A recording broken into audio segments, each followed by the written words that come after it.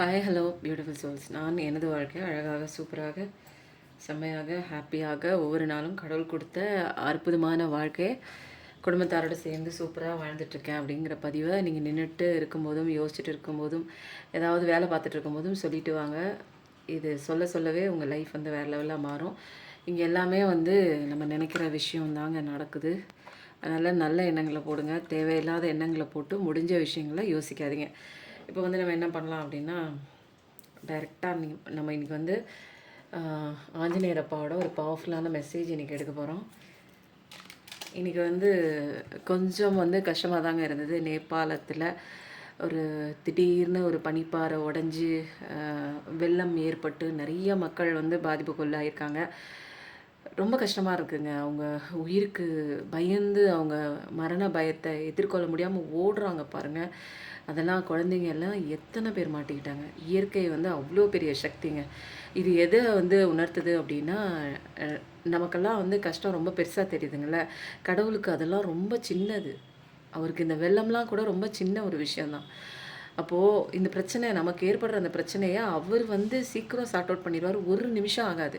நிறைய பேர் வந்து என்ன பண்ணுறீங்க, குறப்படுறீங்க. கடவுளுக்கு என்ன கண்ணாக இருக்குது, கேட்க மாட்டேங்கிறாரு, கடவுளே இல்லை, எனக்கு நம்பிக்கையெல்லாம் போச்சுன்னு நிறைய பேர் சொல்கிறீங்க. அப்போது இயற்கையோட சீற்றத்தை பார்த்தீங்களா? அப்போ கடவுள் இல்லையா? கடவுள் தாங்க இயற்கை, எல்லாமே அதுதான்.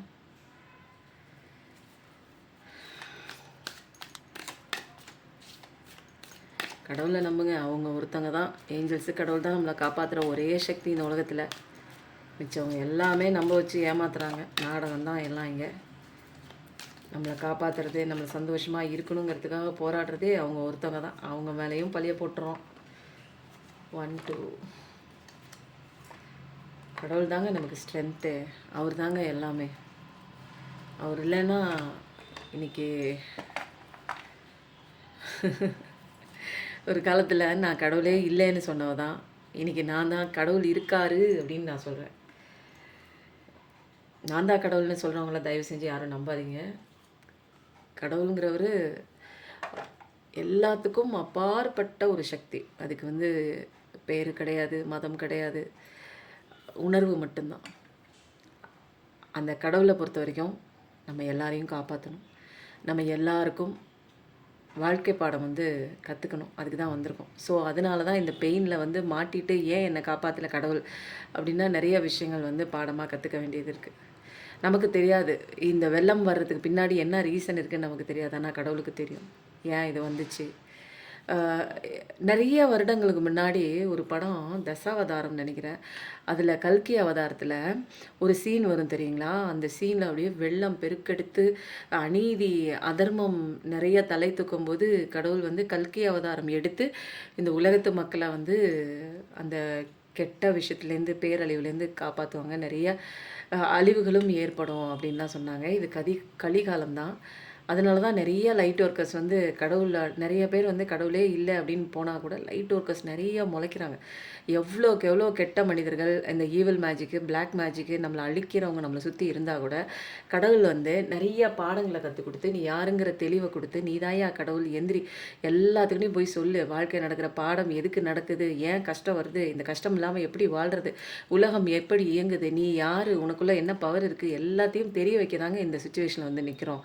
நம்ம வேண்டாததை பிடிச்சிக்கிட்டு இருக்கோம். நமக்கு வேண்டிய கடவுளை நம்ம பிடிக்கல. ஆரம்பத்தில் கடவுளே இல்லைன்னு சொன்னது தான் நான். இன்றைக்கி கடவுள் இருக்காரு.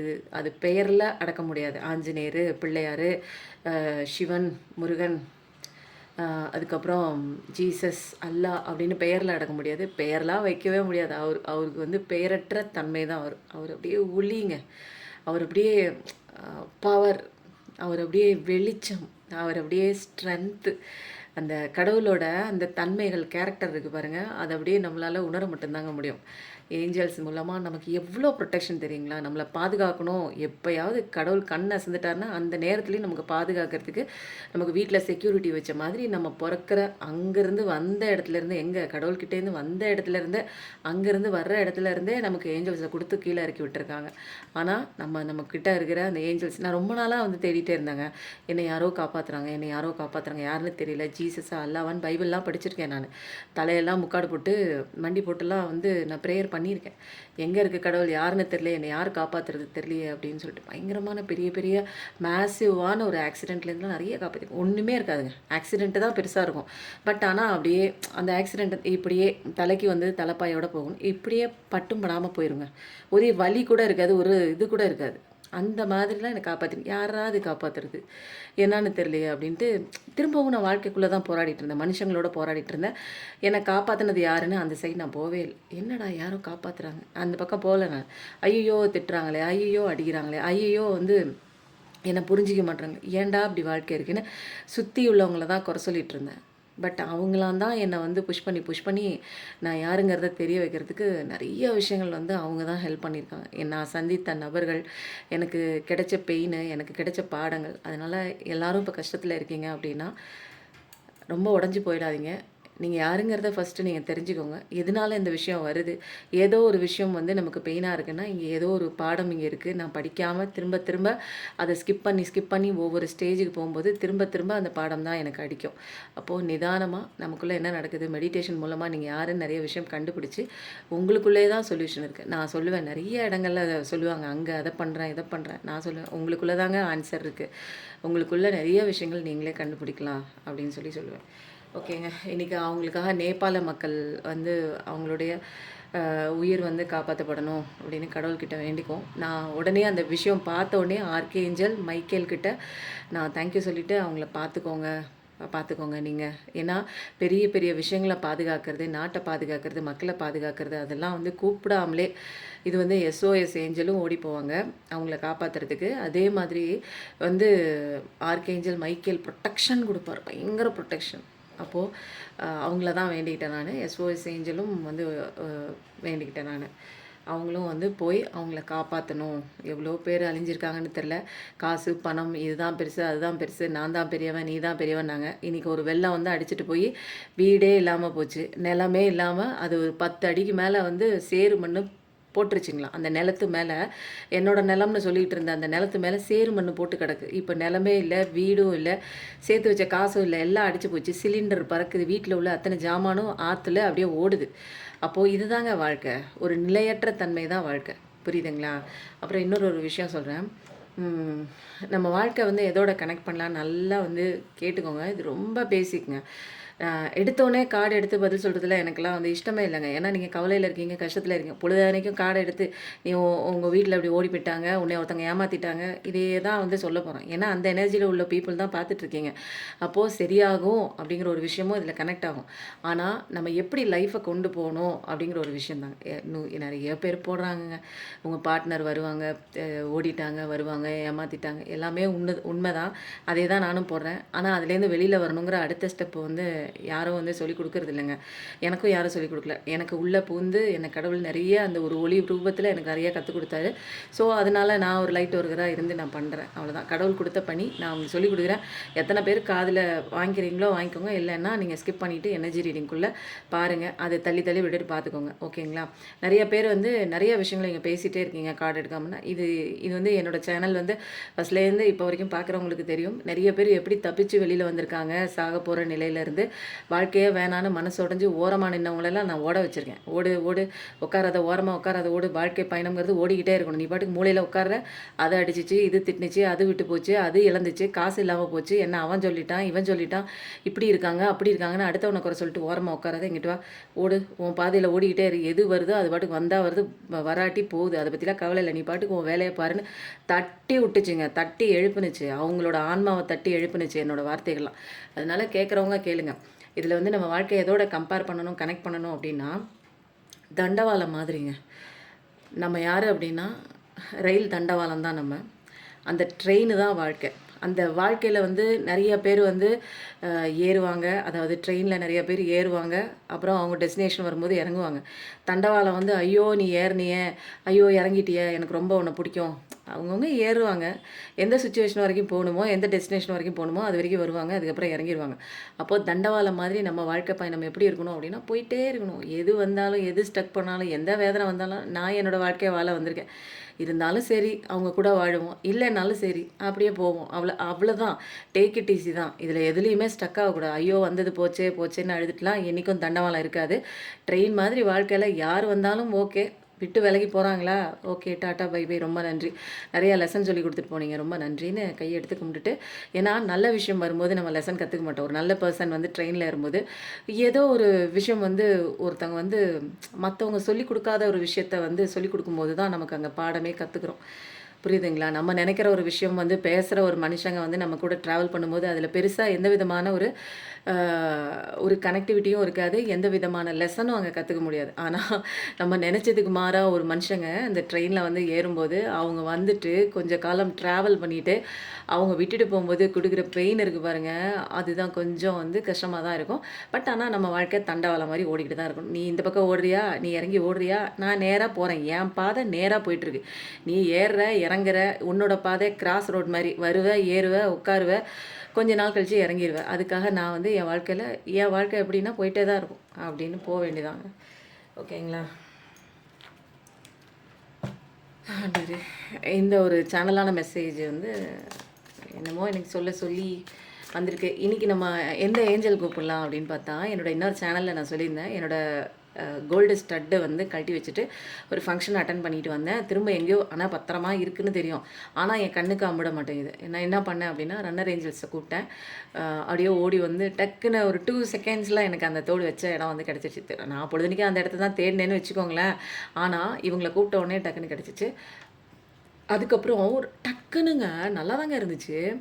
அந்த இமோஷன்ஸ் வந்து என்னாச்சு, டக்குன்னு என்னை ட்ராப் டவுன் பண்ணிச்சு. அப்படியே இறக்குனுச்சு. என்னடா இது, நல்லா தானே இருந்தோம், ஏதோ ஒன்று பிடிச்சி அழுத்துது, ஏதோ ஒரு எண்ணம் வந்திருக்கு.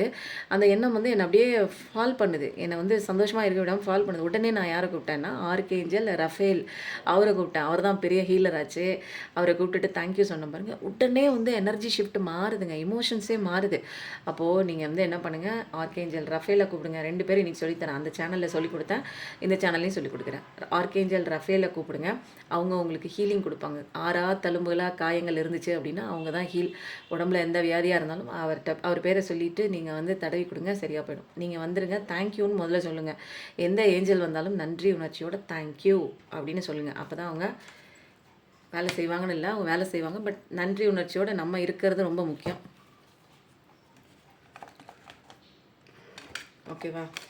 இன்றைக்கி வந்து பார்க்குறவங்களுக்கு தெரிஞ்சுக்க வேண்டிய விஷயம் என்ன, இங்கே என்னோடய ஸ்பீச் வந்து ஹீலிங்க. இது டேரோவை விட ஹீலிங் தான் பார்க்குற என்னோடய வியூவர்ஸ்க்கு நிறைய பேருக்கு அதுதாங்க உங்கள் பேச்சு தாங்க. இன்றைக்கி ஒருத்தங்க வழியாக்கா ஃபோன் பண்ணி பேசிவிட்டு டேரோ ரீடிங் கேட்டுட்டு கட் பண்ணிட்டாங்க. நானும் ஓகேங்கன்னு எல்லா டீட்டெயில்ஸ் சொல்லிவிட்டு கட் பண்ணிட்டேன். திரும்ப ஃபோன் அடித்து நானும் உங்களை மாதிரி தாங்க ஹீலிங் கொடுக்குறேன் அப்படின்னாங்க.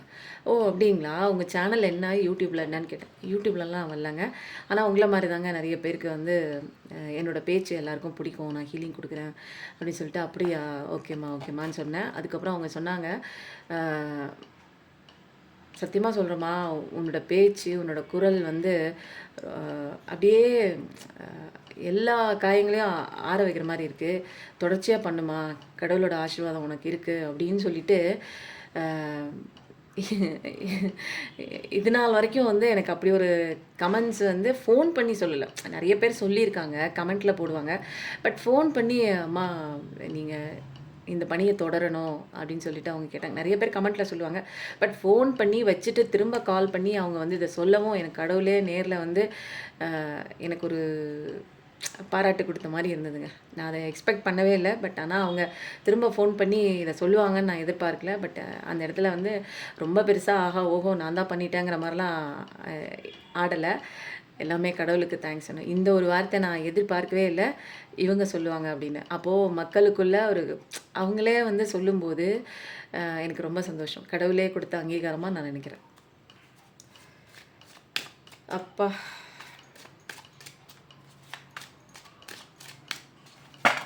இன்னைக்கு பார்க்குறவங்களுக்கு தெரிஞ்சுக்க வேண்டிய விஷயம் என்ன என்ன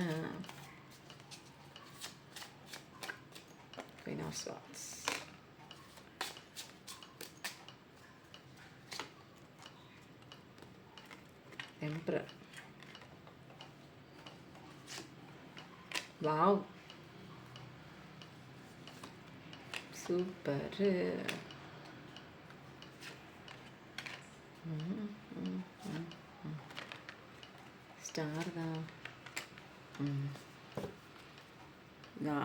டெம்பரன்ஸ். இதில் என்ன வருது அப்படின்னா மேஜராக இருக்கான காட்சி நிறையா வருதுங்க. ஒரு பொறுமை, அமைதி, எல்லாமே கலந்த ஒரு பர்சன். டெம்பரன்ஸ், அமைதியாக கற்றுருப்பீங்க. சூப்பராக வந்துட்டீங்கங்க. இது நாள் வரைக்கும் உங்களுக்கு பொறுமையாகவே இருக்க மாட்டீங்க நீங்கள். யார் வந்து பேசினாலுமே கட கட கட கடன்னு அப்படியே அந்த புரிஞ்சு தள்ளிடுவீங்க. யாராவது ஒன்று சொல்லிட்டா கூட ஏன் என்ன சொன்னேன் அப்படிங்கிற மாதிரி ஒரு கோவத்தை காமிக்கக்கூடிய நீங்கள் பர்சன். இப்போ வந்து அப்படியே அழகாக வந்து ஒரு ஏஞ்சல் வந்து உங்களை அப்படியே அந்த ஸ்பீச்சை வந்து அப்படியே அமைதியாக ஆக்கியிருக்காங்க. நிதானமாக பேசுகிறீங்க, பொறுமையாக இருக்கீங்க. எது நடந்தாலும் சில விஷயங்கள் வந்து நம்ம ஓவராக ரியாக்ட் பண்ணக்கூடாது. நிறைய விஷயங்கள் தெரிஞ்சு பொறுமையாக தான் இருக்கீங்க. பேலன்ஸ்லாம் பண்ண கற்றுக்கிட்டீங்க. அமைதியாக இருக்கீங்க. ஏஞ்சலோட ப்ரொடெக்ஷன் வேறு லெவலில் இருக்குது. நிறையா வந்து சாதிக்கக்கூடிய பர்சனாக தான் இருக்கீங்க. ஏன்னா இங்கே 7 சக்கரா மெடிடேஷன்லாம் பண்ணுறீங்க. 7777 பார்க்கக்கூடிய ஒரு பர்சனாக தான் இருப்பீங்க. இங்கே பாருங்கள், பேலன்ஸ்னாலும் பேலன்ஸ், அப்படி ஒரு பேலன்ஸ். அதனால தான் நீங்கள் வந்து இங்கே ஸ்டார் ஆகுறீங்க. உங்கள் லைஃப்பில் சக்ஸஸ் போயிட்டுருக்கு. இன்னுமேல் வந்து இப்போ வந்து எப்படி இருக்கீங்க அப்படின்னா, நீங்கள் தான் எம்பரர், நீங்கள் தான் வந்து எம்ப்ரஸ், அப்படி இருக்கீங்க. அப்போது உங்கள் இதில் வந்து என்ன ஆகுதுன்னா, உங்கள் பர்சன் லைஃப்பில் வந்து அவர் வந்து இப்போ முடிவெடுத்தாகணும்னு பிரபஞ்சம் வந்து சொல்கிறாங்க. ஒரு ஸ்டெப்பை எடுத்து வைக்கிறாங்க. ஆனால் வந்து அவங்க என்ன பண்ணுறாங்க அப்படின்னா, பயந்துட்டு திரும்ப வந்து செகண்ட் ஸ்டெப் எடுத்து வைக்கும்போது அப்படியே வந்து நடுங்குறாங்க. ஐயோ பயமாக இருக்கே அப்படிங்கிற மாதிரி. ஆனால் வந்து இதெல்லாம் செஞ்சு தான் ஆகணும், வேறு வழியே இல்லை அப்படின்னு சொல்கிறாங்க. ஆனால் நல்ல விஷயம்தான், நல்ல ஒரு நோக்கத்தோடு தான் வந்து உங்கள் பர்சன் இருக்காங்க. பட் ஆனால் அவ்வளோ சீக்கிரத்தில் வந்து எப்படி இப்படி மாறினாங்க அப்படின்னா, நிறைய குழப்பம் அவங்களுக்கு, நிறைய கன்ஃபியூஷன்ஸ், நிறையா அன்பு கொடுத்து அவங்க லைஃப்பில் வந்து ஏமாற்றிட்டு போயிருக்காங்க. ஸோ வந்து இப்போ என்ன சுச்சுவேஷனில் அவங்க இருக்காங்க அப்படின்னா, எனக்கு எதுவுமே வேண்டாம் அப்படிங்கிற ஒரு நிலையில தான் இருந்தாங்க. எனக்கு இதுலேருந்து வெளியில் வர முடியலன்னு அவங்களுக்கு யாரோ காயம் கொடுத்ததுலேருந்து வெளியில் வராமல் ரொம்ப நாளாக வந்து ஸ்டக்கிங் பொசிஷன் தான். இப்போ வந்து என்ன பண்ணுறாங்க, ரொம்ப ஒரு இன்ஸ்பிரேஷனோட, எந்தூசியாசத்தோட நம்ம போய் தான் பார்க்கணும், நம்ம ஒரு ஸ்டெப்பை எடுத்து தான் வைக்கணும் அப்படிங்கிற ஒரு விஷயம் எல்லாமே எல்லா இடத்துலேருந்தும் அவங்களுக்கு ஒரு ஹெல்ப் கிடைச்சிட்டு தான் இருக்குது. பிரகாசமான வாழ்க்கை தான். பட் ஃபஸ்ட்டு ஸ்டெப் எடுத்து வைக்கிற ஆர்வம் வந்து 2வது ஸ்டெப்பில் வந்து இல்லை. அதை கடவுள் சொல்கிறாங்க, முழுசாக இப்படியே இருக்கணும். நீங்கள் முதல்ல வந்து ஆர்வ கோளாறு மாதிரி இறங்கிடுறேன். அதுக்கப்புறம் திரும்பவும் வந்து ஃபுல் அண்ட் ஃபுல் வந்து ஃபுல் ஃப்ளெட்ஜாக ஒரு விஷயம் வந்து இறங்குன்னு உங்கள் பார்ட்னருக்கு வந்து பிரபஞ்சம் வந்து வலியுறுத்துகிறாங்க இங்கே. ஏன்னா வந்து நீங்கள் இங்கே கேள்வி கேட்டுட்டு தான் இருக்கீங்க. ஏன்னா அவங்க வந்து எடுக்க வேண்டிய நேரத்தில் வந்து டெசிஷன் எடுக்கலை. இந்த விஷயம் செஞ்சாகணும், உங்களுக்காக செஞ்சாகணும், நீங்கள் தான் இம்பார்ட்டன்ட்ங்கிறது எல்லாமே உங்களுக்கும் தெரியும், அவங்களுக்கும் தெரியும். பட் ஆனால் ஒரு இன்டெசிசிவாக அதை காரணம் சொல்ல, இதை காரணம் சொல்ல, தேர்ட் பர்சனை காரணம் சொல்ல, வீட்டை காரணம் சொல்ல, கெரியரை காரணம் சொல்ல, கேஸ்ட்டை காரணம் சொல்ல, ரிலீஜனை காரணம் சொல்ல, ஏஜை காரணம் சொல்ல, இப்படியே வந்து என்ன ஆச்சு, போயிட்டே இருந்தது லைஃப். அவங்களுடைய சுயநலம் வந்து இதில் வெளிப்பட்டுருச்சு. அவங்க இது நாள் வரைக்கும் உங்களை வந்து அப்படி தங்கத்தட்டில் தாங்கினதெல்லாம் ஒரு கட்டத்துக்கு மேலே பொய் அப்படிங்கிற ஒரு வந்து அவங்க ஏற்படுத்தியிருக்காங்க. இது வரைக்கும் வந்து எல்லாம் பண்ணதெல்லாம் பொய் தான். அப்போ தான் அவங்களால சடனாக மூவ் ஆன் ஆகி இன்னொரு ரிலேஷன்ஷிப்புக்குள்ளே அவங்களுக்கு ஈஸியாக மூவ் ஆன் ஆக முடியுது. அப்போது அந்த நேரத்தில் எந்த நேரத்தில் வந்து காப்பாற்றணுமோ உங்களை அப்படியே விட்டு போயிருக்காங்கல்ல, அந்த நேரத்தில் அவங்க வந்திருக்கணும். இப்போ அந்த நேரத்தில் வந்து உங்களை யார் காப்பாற்றினது, அந்த கஷ்டத்துலேருந்து யார் வெளியில் கொண்டு வந்தது, வழியே இல்லாமல், பாதையே இல்லாமல், தெளிவே இல்லாமல் வாழ்க்கையை அழிச்சிட்டு நீங்கள்ல, அப்போ கடவுளுக்காக காப்பாற்றுனாங்க. இப்போ வந்து லீப் ஆஃப் ஃபெய்த் எடுத்து வந்தாலும் நீங்கள் கேள்வி நல்லா வச்சு தான் செய்கிறீங்க, நல்லா கேட்குறீங்க. ஏன்னா இது வந்து உங்கள் வாழ்க்கை. இனிமேல் வந்து பணம் வச்சுட்டு இருக்க முடியாது. சந்தோஷத்தை, நிம்மதியை எல்லாத்தையும் வச்சுட்டு அவங்க வந்து கொடுக்கட்டும், அவங்க திரும்ப வரட்டும், ஏற்றுக்கலாம், திரும்ப அவங்க விட்டுட்டு ஓடட்டும், திரும்ப நான் அழுதுகிட்டே உட்காந்துருக்கிறேன் ஓரமாக அப்படிங்கிற விஷயம்லாம் இனிமேல் நடக்காது.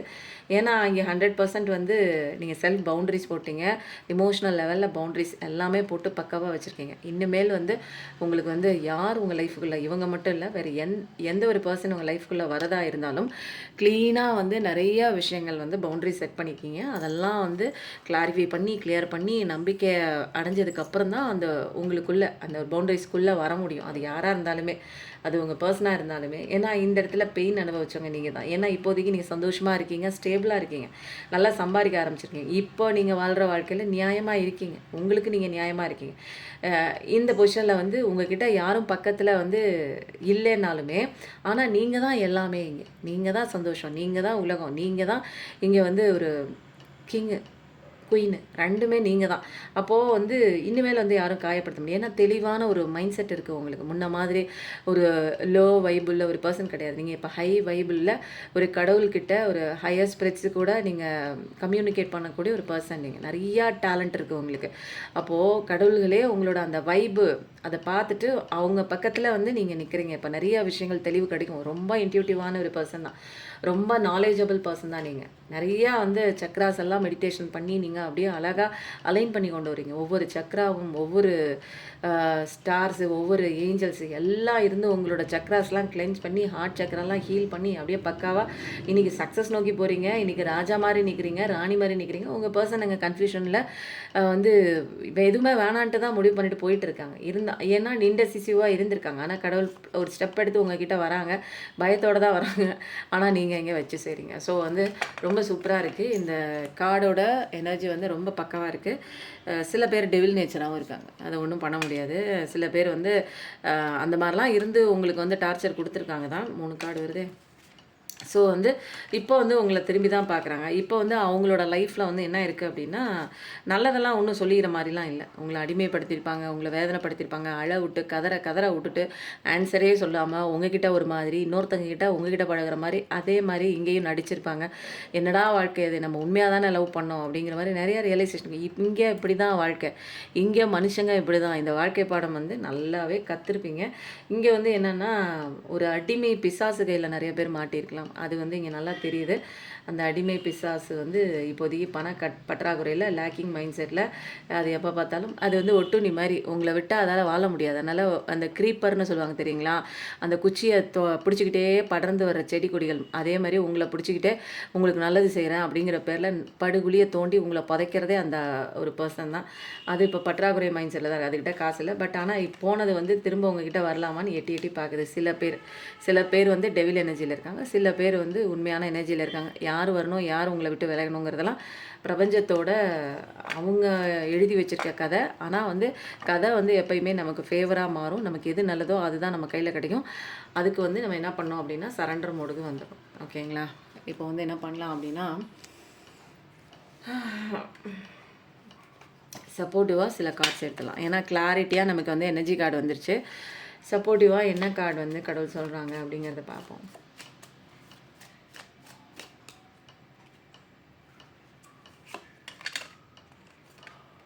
Love your shadow.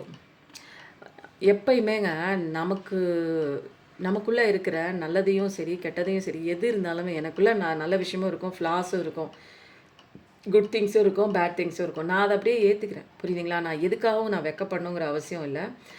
அப்போது அது மாதிரி இருக்கும்போது நான் மற்றவங்க கிட்டே இருக்கிற எந்த விஷயத்தையும் நான் அக்செப்ட் பண்ணிக்குவேன். நான் யாரையும் ஜட்ஜ் பண்ண மாட்டேன். ஸோ அந்த மாதிரி தான் இருக்கணும் லைஃபு. லா ஆஃப் அட்ராக்ஷன் அப்படிங்கிறது நீங்கள் மேனிஃபெஸ்டேஷன் பண்ணது உங்கள் கிட்டே வந்து சேரணும், அந்த ரிலேஷன்ஷிப் வந்து சேரணும் அப்படின்னா கண்டிப்பாக வந்து உங்கள் கையில் வந்து சேரும். நீங்கள் மேனிஃபெஸ்டேஷன் பண்ணுற விஷயம் லா ஆஃப் அட்ராக்ஷன் மூலமாக உங்கள் கையில் வந்து சேரும். அதுக்காகலாம் நீங்கள் கவலைப்படாதீங்க. நீங்கள் அந்த வைபிங் ஹை வைபிங் மோடில் மட்டும் இருங்க. Express your love. நிறைய பேர் வந்து no side one side no contact இதிலலாம் இருக்காங்க. சொல்லாத காதல், ஒன் சைடு காதல் இந்த மாதிரிலாம் இருக்குது அப்படின்னா அதெல்லாம் வந்து போய் எக்ஸ்ப்ரெஸ் பண்ணிக்கிடுங்க அப்படின்னு சொல்லி கடவுள் சொல்கிறாங்க. ஏன்னா அப்போ தான் நீங்கள் லவ் பண்ணுறீங்க அப்படிங்கிற ஒரு விஷயம் அந்த பீப்புளுக்கு தெரியும். ஓகேவா? அதனால் சொல்கிறதுனால ஒன்றும் கெட்டு போகிறது கிடையாது. நல்லா சொல்லுங்கள். அப்போது நிறைய விஷயங்களில் உங்களோட தாட்டுனால தான் இங்கே வந்து மோசமான விஷயங்கள்லாம் உங்களுக்கு ஆப்போசிட்டில் நடக்குது. மனுஷங்க ஏமாத்துறது, நீங்கள் நினச்ச விஷயமே கண்டிப்பாக எது நடக்கக்கூடாதுன்னு நினைப்பீங்களோ அந்த விஷயம் நடக்குது. அதனால் நீங்கள் எதை ஃபோக்கஸ் பண்ணணும்னா எதை வந்து வேணுமோ அதை மட்டும் அந்த ரிலேஷன்ஷிப்பில் ஃபோக்கஸ் பண்ணுங்கள். எது வேணாமோ அதை வந்து பயத்தோடு நீங்கள் இமோஷனலோடு நீங்கள் இந்த பிரபஞ்சத்துக்கு கொடுத்துட்டீங்க அப்படின்னா அந்த விஷயம் கண்டிப்பாக நடக்கும். ரிஜெக்ஷன், லா ஆஃப் ரிஜெக்ஷன் சொல்லுவாங்க. எதை நீங்கள் ரிஜெக்ட் பண்ணுறீங்களோ அந்த விஷயம் ஆட்டோமேட்டிக்காக நடந்துடும். அப்போது வந்து நிறைய விஷயங்கள், பழைய விஷயங்கள்லாம் கண்ட்ரோல் பண்ணி வச்சுட்ருக்கீங்க. நடந்து முடிஞ்சு ஏதோ ஒன்று நடந்திருக்கும். அது கொடுத்த தாக்கம் உங்கள் மனசில், ஆள் மனசில் பதிஞ்சிருக்கும். அதோட தாக்கத்தோடையே நீங்கள் ப்ரெசென்ட்டில் இருக்கிற லைஃப்பை வந்து ப்ரெடிக்ட் பண்ணிகிட்டே வருவீங்க. ஸோ வந்து என்ன சொல்கிறாங்க பிரபஞ்சம் அப்படின்னா, கண்ட்ரோல் ஆஃப் இந்த பிடிச்சு வச்சுருக்கீங்கல்ல அந்த கண்ட்ரோல் எல்லாம் அப்படியே விடுங்க, ஃப்ரீயாக விடுங்க. அப்போ தான் இந்த சுச்சுவேஷன் வந்து எப்படி ஆகணும், அது பாட்டுக்கு நேச்சுரலாக வந்து கடவுள் வந்து என்ன பண்ணுவாங்க, அதுவே ஓப்பன் பண்ணி அதையே சரி பண்ணி எல்லாமே பண்ணிடுவாங்க கடவுள். அதனால் நம்ம வந்து கவலை பண்ணுங்கிற அவசியம் இல்லை. ட்வின் ஃப்ளேம் கனெக்ஷன் தாங்க. அதனால தாங்க இவ்வளோ பெரிய பெயின். இது நாள் வரைக்கும் நீங்கள் எவ்வளோ மனுஷங்களை சந்திச்சிருக்கீங்க. பெயின்லாம் பயங்கரமாக 4 மடங்கு 5 மடங்கு பெயின் கொடுத்தவங்கள்ட்ட இருந்தெல்லாம் நீங்கள் வந்து தப்பிச்சு வெளியில் வந்துட்டீங்க. எந்த விதமான அடிக்ஷன் இல்லை, அட்டாச்மெண்ட் இல்லை. பட் ஆனால் அந்த குறுகிய காலகட்டத்தில் மட்டும் உங்கள் வாழ்க்கைக்குள்ளே வந்துட்டு நிறைய விஷயங்கள் வந்து பதிச்சுட்டு, அவங்களுடைய தடங்கள் அன்புங்கிற பேரில் நிறைய விஷயங்களை பதிச்சுட்டு அப்படியே அப்படியே கொஞ்சம் கொஞ்சமாக விலகி போவாங்க பாருங்கள். ஏன் அப்போ தான் நமக்கு பெயின் ஸ்டார்ட் ஆகும். ஏன் நமக்கு எவ்வளோ பேர் வந்திருக்காங்க, எவ்வளோ வருஷம் ட்ராவல் பண்ணியிருக்கோம். ஆனால் குறுகிய காலத்தில் வந்து அவங்களோட அந்த ஒரு அன்பு வந்து என்ன ஆகுது, ஆள் மனசில் பதிஞ்சிருக்கும். பட் ஆனால் அவங்க வந்து ட்வின் ஃப்ளேம்ங்கிறதுனால என்னோட சோலை வெட்டி அந்த பக்கம் தூக்கி போட்டால் என்னவோ அதுதான் அந்த சோல். அதனால் அவங்க விலக விலக என்னால் இருக்க முடியாது. ஏன்னா ட்வின் ஃப்ளேம் கனெக்ஷனுங்கிறது வந்து என்னன்னா மிரர் சோல் அப்படின்னு சொல்லுவாங்க. அதனால தான் இந்த சோல் கனெக்ஷன் வந்து ரொம்ப புனிதமானது. ஆனால் இது கொடுக்குறது வந்து பெயின் தான். ஃபஸ்ட்டு ஸ்டார்டிங்கில் பெயின் தான் இருக்கும். பட் ஆனால் இதெல்லாம் வந்து கடந்து வெளியில் வரும்போது தான் இந்த பெயினில் தான் நான் வந்து என்னோடய வாழ்க்கையை வளர்ச்சி அடைய ஆரம்பிச்சிச்சு அப்படிங்கிறத நிறைய விஷயம் நமக்கு தெரியும். ஆனால் புரிதல் இருக்கணும், சரண்டர் இருக்கணும். ஓகேங்களா? அப்போது கடவுள் வந்து நிறைய விஷயங்கள் வந்து உங்களுக்கு ஆப்பர்ச்சுனிட்டி கொடுக்குறாரு. அப்போது மைண்ட் செட் வந்து கிளியராக வந்து ஓப்பன் பண்ணி வச்சுருக்கோங்க. நீங்கள் வந்து என்ன பண்ணணும், க்ளோஸ்டு டோரை பார்த்து நின்றுக்கிட்டே இருக்காங்க. எந்த விஷயம் வேணான்னு கடவுள் ஒதுக்கி இந்த பக்கம் தள்ளி விட்டாரோ, உங்கள் பர்சனே இப்போ இருக்கலாம், வேறு ஒருத்தவங்களோட போயிட்டாங்க அப்படின்னா அது வந்து க்ளோஸ்டு டோர். அது வேண்டான்னா, கடவுள் வேண்டான்னு சொன்னார்னா அந்த பக்கம் விட்டுட்டு இந்த பக்கம் வாங்க. உங்களுக்கு கரெக்டான டோர் இருக்கலாம், அல்லது நீங்கள் அந்த பக்கம் போனீங்கன்னா கீழே விழுந்துருவீங்க, கேணிக்குள்ளே விழுந்த மாதிரி வாழ்க்கை வந்து மாட்டிக்கும். அப்படிங்கிறதுனால சில விஷயங்கள் உங்களை விட்டு விலக்கி வைக்கிறாங்க அப்படின்னா அப்படியே விட்டுருங்க, அதை ஃப்ரீயாக விட்டுருங்க. கடவுள் வந்து நமக்கு எது வரணுமோ அந்த விஷயம் கரெக்டாக நமக்கு வந்து எந்த விதமான தடை வரணுமோ அதெல்லாம் நீக்கிட்டு கடவுள் கொண்டு வந்து கொடுத்துருவாங்க. அது அவரோட தொழில், அவரோட பிஸ்னஸ், அவருக்கு வேலையே தான். நமக்கு என்ன வரணுமோ அதை கரெக்டாக கொடுத்துருவார். எந்த நேரத்தில் வரணுமோ அதெல்லாம் கொடுப்பார். நம்ம ப்ரிடிக்ட் பண்ணுற விஷயம் இங்கே வந்து நடக்காது. பட் கடவுளோட ஒரு அலைன்மெண்ட்டுக்குள்ளே போகும்போது எனக்கு என்ன பிடிக்குமோ கடவுள் அதை செய்வார். பட் அந்த அலைன்மெண்ட்டுக்குள்ளே கடவுளோட பேச்சு கேட்டு நான் வந்து அவருக்கு பிடித்த குழந்தையா எல்லா விஷயமும் நான் என்ன பார்த்துக்கிட்டு பண்ணிகிட்டு இருக்கும்போது அவர் எனக்கு என்ன தேவையோ அதை தான் அவர் செய்வார். ஏன்னா என்னோட அலைன்மெண்ட்டும் அவரோட அலைன்மெண்ட்டும் ஒன்றா சேர்ந்துருச்சு. ரொம்ப சூப்பராக இருக்குங்க. இன்றைக்கி ரீடிங் ரொம்ப நல்லாயிருக்கு. இன்றைக்கி ஆஞ்சநேயர் பாட சூப்பரான மெசேஜோட இன்றைக்கி சட்டுன்னு ரீடிங்கை முடிக்கிறோம். Focus on personal growth. எல்லாருமே நான் சொல்கிற விஷயம் என்ன தெரியுங்களா, அவங்கவுங்க வேலையை பாருங்கள், அவங்கவுங்க வளர்ச்சிக்கு உண்டான பாதையை பாருங்கள். அப்படியே ஏதாவது ஒன்று வந்துச்சு, அன்பு கொடுத்துச்சே விட்டு போணுச்சுன்னா அதையே திரும்பி நிற்காதீங்க. உங்கள் வேலையை பார்த்தீங்கன்னா ஆட்டோமேட்டிக்காக இந்த பிரபஞ்சத்தோட ரூல் என்னென்னா அது தானாக அப்படியே பிரச்சனையை சொல்யூஷன் நீங்கள் தான் வந்து கண்டுபிடிக்கிறீங்கன்னு நினைக்கிறீங்க. இங்கே இல்லை, நீங்களாம் கண்டுபிடிக்க பிடிக்க முடியாது, உங்களால் சால்வ் பண்ண முடியாது நம்ம எல்லாராலையுமே. ஆனால் கடவுள் வந்து அவ்வளோ அழகாக அப்படியே நேர்த்தியாக, அதான் சொல்கிறேனே, எங்கே அடித்தா நீ எங்கே வந்து வலிக்கு வருவேங்கிறது தெரியும், உங்கள் பர்சனை எங்கே அடித்தா எப்படி விழுவாருங்கிறது அவருக்கு தெரியும். அப்போ அவர் டைரக்டர் ஆச்சு. எந்த இடத்துல தட்டி நீ எந்த இடத்துல நடிக்கணும், எந்த இடத்துல ஓடணும், எந்த இடத்துல அனுபவிக்கணுங்கிறத அவர் பார்த்துக்குவார். அப்போது பர்சனல் க்ரோத்தில் வந்து நீங்கள் ட்ரான்ஸ்ஃபர்மேஷன் அதில் கொண்டு வாங்க. ஏன்னா இது வந்து ட்ரான்ஸ்ஃபர்மேஷன், ஒரு மாற்றம் அப்படிங்கிறது வந்து ஒரே நாளில் வந்துடுறது கிடையாதுங்க. எனக்கு பல மாதம் எடுத்தது நான் இப்படி ட்ரான்ஸ்ஃபர்மேஷன் ஆகிறதுக்கு. அது ஒரு கண்டினியூஸ் ப்ராசஸ், அது ஒரு சிங்கிள் ஈவெண்ட்டு கிடையாது. கான்ஸ்டண்ட்டாக ஒரு விஷயம் நம்ம பண்ணும்போது கற்றுக்கும் போது அங்கே தான் நம்மளுடைய எவல்யூஷன் இருக்குது. சோல் எவல்யூஷன் இருக்குது, ஃபிசிக்கல் எவல்யூஷன், மைண்ட் எவல்யூஷன் எல்லாமே இருக்குது. ஸோ பர்சனல் க்ரோத்து தான் ரொம்ப இம்பார்ட்டண்ட். புரியுதுங்களா? நம்மளை எப்படி வளர்த்துக்கிறோம், முன்னைக்கு இப்போ பெட்டர் வெர்ஷன். நான் வந்து அடுத்தவனை பார்த்து பொறாமப்படலை, அவனை மாதிரி சம்பாதிக்கணும்னு போட்டி பொறாமப்படலை, அவனை மாதிரி நான் இருக்கணும்னு நான் வந்து போட்டி பொறாமப்படலை. ஏன்னா அவன் வேறு, நான் வேறு. நான் ஒரு யூனிக், நான் இந்த கடவுளோட செல்ல குழந்தை, என்ன கடவுள் இப்படி படைச்சிருக்காரு. அப்போது எனக்குள்ள நிறைய விஷயங்கள் இருக்குது, நான் தான் அதை கண்டுக்கல. அவனோட யூனிக்னஸ் காட்டுறான், அவன் வந்து ஜெயிக்கிறான் அப்படின்னா அது அவனோட இயல்பு. அவன் வந்து என்னவா ஆகணும்னு ஒரு பிறப்பெடுத்திருக்கானோ அதை அவன் தெரிஞ்சுக்கிட்டான், பண்ணுறான், சக்ஸஸ் ஆகிறான். இன்னும் நான் தெரிஞ்சுக்கல, நான் என்ன ஆனேன்னு நான் தெரிஞ்சுக்கல, நான் என்ன ஆகணும், என்னோடய சோல் பர்பஸ் என்ன, எதுக்காக என்னை கடவுள் படிச்சிருக்கான்னு நான் தெரிஞ்சுக்கிட்டேன்னா நான் வந்து அவனோட பெட்டரான ஒரு பர்சனல் க்ரோத் அப்படியே அழகாக நிற்பேன் நான். Okay, show compassion. ஓகேங்களா? நமக்கு நல்லது செய்கிறவங்களும் இருக்காங்க, கெட்டது செய்கிறதும் இருக்காங்க. கெட்டது செய்கிறது தான் நிறைய பேர் இருக்காங்க. அவங்ககிட்டயே அன்பை கொடுங்க, அன்பை காட்டுங்க, அவ்வளோதான். அன்கண்டிஷ்னல் லவ்ங்க. நீ கொடுத்தாலும் சரி, நீ என்னை தூக்கி போட்டாலும் சரி, எப்பயுமே என்னோட பாசம். நீங்கள் வந்து சொல்லலாம் என்னை வந்து ஏமாற்றிட்டு போயிட்டாங்க, அவங்க மட்டும் நல்லா இருக்காங்கன்னு. ஆனால் அந்த ஒரு பீரியட் ஆஃப் அந்த லவ்வில் வந்து, அந்த லவ் பீரியடில் வந்து நீங்கள் 2 பேரும் நேசித்த தருணத்தில் வாழ்ந்துருப்பீங்க தெரியுங்களா? ஒரு 6 மாதமோ அல்லது 1 வருஷமோ 2 வருஷமோ 10 வருஷமோ 15 வருஷமோ ஒரு ஃபேமிலியாகவே வாழ்ந்துருப்பீங்க. நிறைய பேர் ஹஸ்பண்ட் அண்ட் ஒய்ஃபாகவே வந்து ஃபிசிக்கல் இன்டிமசிலாம் கூட நடந்திருக்கும். அந்த இடத்துல நீங்கள் வாழ்ந்த வாழ்க்கை கொஞ்சம் யோசிச்சு பாருங்களேன். அது வந்து அப்படியே வந்து ஒரு தெய்வீக தன்மையோடு இருக்குங்க அது. அந்த ஒரு அது வந்து சொல்ல முடியலங்க எனக்கு. அது வந்து இந்த எப்படி நான் சொல்கிறது, எப்படி நீங்கள் எடுத்துக்குவீங்கன்னு தெரில.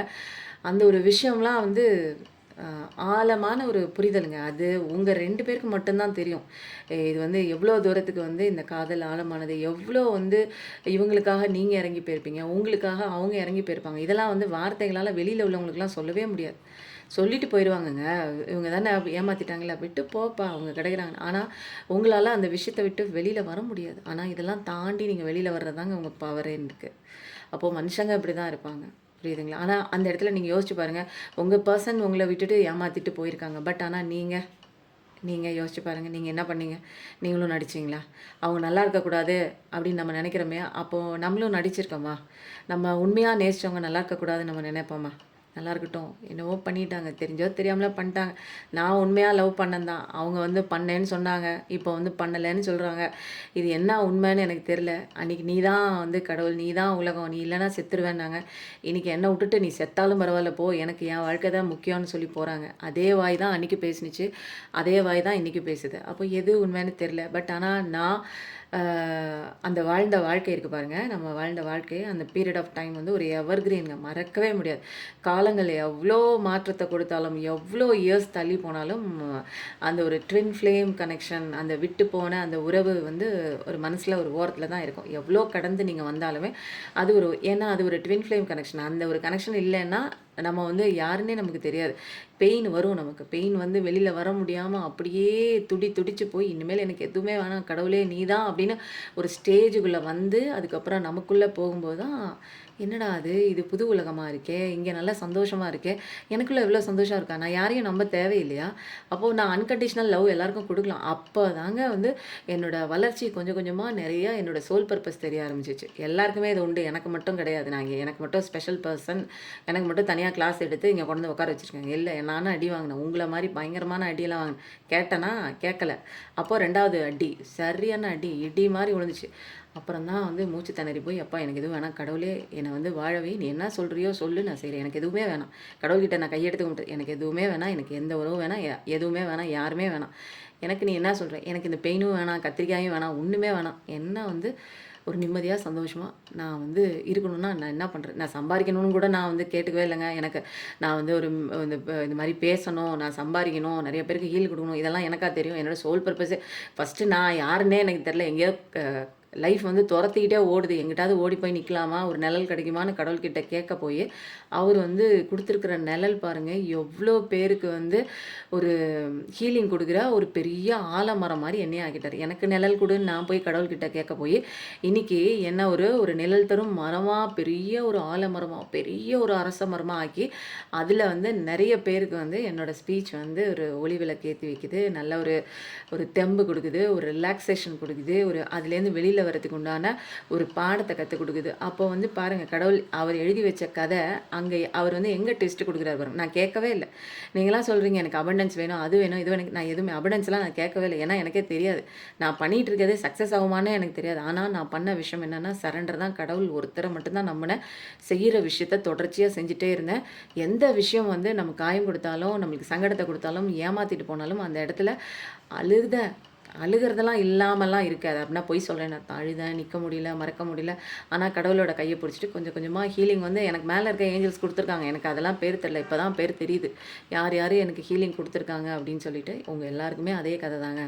நான் உங்களுக்கு வந்து படிப்படியாக நான் என் விஷயம் நான் எதுக்கு சொல்கிறேன் அப்படின்னா, நான் தத்தளித்து முன்னேறி வெளியில் வந்திருக்கேன். உங்களாலேயும் முடியும். அதனால் இறக்க குணம் காட்டுங்க. அப்போ தாங்க தெரிஞ்சிச்சு எனக்கு, இந்த பர்சன்லாம் இல்லைன்னா என் வாழ்க்கையில் இந்த இடத்துல வந்து என்னால் நிற்க முடியாது. நான் பாட்டுக்கு அழகாக வந்து அடுப்படியே திருப்பதின்னு சோறாக்கி போட்டுக்கிட்டே இருந்திருப்பேங்க. 24 மணி நேரமும் வரவங்க போகிறவங்களுக்கு இந்த வேலை தான் நான் பண்ணிகிட்டு இருந்தேன். நான் அடிமை வேலை தான் பார்த்துட்டு இருந்தேன். ஆனால் கடவுள் இன்றைக்கி வந்து என்ன பண்ணியிருக்காங்க, இன்றைக்கி ஒரு சிம்மாசனம் கொடுத்து எந்த இடத்துல உட்கார வைக்கணுமோ, நீ எந்த இடத்துல உன் பேச்சை யாரும் கேட்கலன்னு நினைக்கிறோம், இன்றைக்கி உலகமே உன் பேச்சை கேட்கட்டும்னு எந்த இடத்துல உட்கார வச்சுருக்காரு பாருங்கள். யாருமே என் பேச்சை கேட்க மாட்றாங்களே, யாருமே என்னை மதிக்க மாட்றாங்க. இன்றைக்கி எத்தனை பேர் என்னை மதிக்கிறாங்க, எத்தனை பேர் என் பேச்சை கேட்குறாங்க, எத்தனை பேர் இன்றைக்கி வீடியோ வரலன்னு வந்து காத்துட்ருக்காங்க. அதே மாதிரி தான் உங்களுடைய சோல் பர்பஸ் தெரிகிற வரைக்கும் கடவுள் ஓட விடுவார். புரியுதுங்களா? நீங்க தெரிஞ்சுக்கிட்டீங்கன்னா, அதுக்கப்புறம் அவ்வளோதான். நிதானமா உட்காரு ராஜா உட்காரு, இந்த உட்காரு, நீ சின்ன சின்ன ஒர்க் பண்ணு, உனக்கான நல்ல விஷயம் வருது. ஆனா கன்சிஸ்டன்ட்டா பண்ணிக்கிட்டே இருக்கணும். கத்துக்க வேண்டிய பாடத்த கத்துக்கணுங்க. ஓகேங்களா? அதனால அதுக்கப்புறம் தான் நான் என்ன காயப்படுத்தின அத்தன பேருக்கும் நான் மன்னிப்பு கேட்டுட்டேன். என்னால மன்னிக்கவே முடியல. அதுக்கப்புறம் ஆட்டோமேட்டிக்கா எனக்கு உள்ளேருந்து, "சரி போ, போ மன்னிச்சு விட்டேன் போ." மன்னிக்கிறவன் பெரிய மனுஷன். மன்னிப்பு கேட்கிறவன் பெரிய மனுஷன். மன்னிக்கிறவன் அதோட பெரியவன் மனுஷன். யூ வில் பி ரெகக்னைஸ்டு பார்த்தீங்களா? நான் சொன்னேன்ல, நீங்க எந்த இடத்துல நீங்க வந்து உதாசீனப்படுத்தப்பட்டீர்களோ, அதே இடத்துல நீங்க ரெகக்னேஷன் உங்க மக்கள் எல்லாம் ரெகக்னேஷன் பண்ணுவாங்க. உங்களோட டெடிகேஷன் அதுதான் சொல்றேன் நானு. எந்த விஷயம் பண்றீங்களோ தொடர்ச்சியா பண்ணுங்க. அழுதுட்டுலாம் இருக்காதீங்க. நிச்சயமா ரொம்ப மோசமான ஒரு நெகட்டிவ் ஃபேஸ் அது. அழுகுற இடத்துல கடவுள் இருக்க மாட்டாரு, ஏஞ்சல்லாம் இருக்க மாட்டாங்க. ஏஞ்சல் இருக்கிற இடம் அப்படியே சந்தோஷமா இருக்குங்க. அதுக்கு வந்து குழந்தைங்க மாரி. குழந்தைங்க என்னைக்காவது சோகமா மூஞ்சிய வச்சுட்டு உட்காந்துருக்குமா? அது ஒரு இடத்துல 2 அடி வச்சு உட்கார வச்சாலும், அடுத்த செகண்ட் அது ஓடிக்கிட்டே இருக்குங்க. அதோட நேச்சர் என்னன்னா, அது சந்தோஷமா இருக்கணும். அந்த சோலோட பர்ப்பஸே சந்தோஷமா இருக்கிறது தான் நம்ம எல்லாரோட சோல் பர்ப்பஸ். ஆனா, நம்ம எல்லாத்தையும் மறந்துட்டு, அப்படியே தள்ளி அந்த வனவாசத்துக்குள்ள காட்டுல வந்த மாரி வந்துட்டோம் நம்ம. எல்லா எதுக்கு பொறந்தோம், எந்த நோக்கத்துக்கு வந்தோம், எல்லாத்தையும் மறந்துட்டு இன்னைக்கு உட்காந்தனால தான் இன்னைக்கு அடி செம்ம அடி விழுகுது. அப்போ வந்து நீங்க போற பாதையில அப்படியே போயிட்டே இருங்க. எஃபோர்ட் போட்டுட்டே இருங்க. கண்டிப்பா எல்லா விஷயமும் நல்லபடியா அது பாட்டுக்கு நடந்துட்டே தான் இருக்கும். தைரியமா இருங்கங்க. நமக்கு கத்துக் குடுக்குற பாடம் என்ன தெரியுமா? வாழ்க்கை பாடம். தனிமை தான் ஸ்ட்ரென்த்து. தைரியமா இரு. கான்ஃபிடென்ட்டா இரு. உன்னால எல்லாமே முடியும். கடவுள் உன் கூட இருக்காரு. அதனால எல்லா விஷயமும் சாத்தியமாகும். உனக்கு அநீதி நடந்தாலும் கடவுள் நியாயம் வாங்கி குடுப்பாங்க. இந்த ரீடிங் ரொம்ப நல்லா இருந்ததுல்ல. எனக்கு ரொம்ப பிடிச்சிருந்தது. உங்களுக்கு எப்படி பிடிச்சிருந்ததா? இல்ல வந்து என்ன தாக்கத்த ஏற்படுத்துச்சு அப்படிங்கிறத சொல்லுங்க. ஏன்னா எனக்கு ரொம்ப சந்தோஷமா இருக்குங்க. எனக்கு என்னமோ நெறையா வந்து கன்வே பண்ண மாரி இருக்கு. ஆனா என்ன கன்வே பண்ணேன்னு எனக்கு தெரியல. அந்தந்த நேரத்துல வரக்கூடிய ஒரு டவுன்லோடு தாங்க. அதனால எப்பயும் நல்லதே நினைங்க. நல்லது மட்டுமே நடக்கும். நம்ம வாழ்க்கை எப்பயுமே சந்தோஷமா தான் இருக்கும். நம்ம எல்லாருமே எப்பவுமே நல்லா இருப்போம். Thank you so much. நன்றி. வணக்கம்.